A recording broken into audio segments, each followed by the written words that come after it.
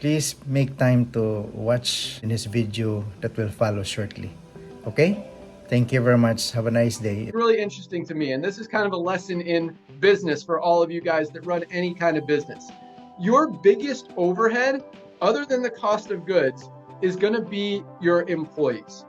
How many people do you have working for you, and how many people do you need working for you? And yes, more, you're going to be able to service your customers a little bit better, but at the same time, where is that money going to come from? doTERRA has, I saw 3 different numbers. I saw 3,000, I saw 8,800, and I saw 4,461. So somewhere between 3,000 and 800 employees. Young Living says they have 3,300 employees. I mean, 3,000 employees at $30,000 a year, and some of these guys are making $1 million a year at the top, but even at $30,000 a year, that's $100 million in payroll a year. $100 million in payroll. Where do you think that money comes from? It comes from marking up the products, making the consumer, the end user, spend more money so that you can have that.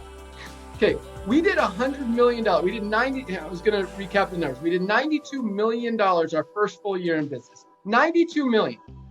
We have 7 customer support people and I think 10 warehouse people packing your orders, and then a customer service manager and a warehouse man and a few 3 programming staff that we've got on payroll. That's it, guys. I mean, less than 20 people on our payroll doing $92 million a year. That's how we're able to keep the overhead so low. And that translates into being able to provide the highest quality products out there for the lowest prices anywhere. And that's a very powerful thing for a couple reasons. But number one, because I do expect, it's no surprise, we are setting the new standard. We are setting an example. We're sending a message to the world that this is the way of the future. This is what people want. When we're putting in 1 million people in just over a year, and other companies struggle to even put in a couple thousand a month, obviously we're doing it the right way.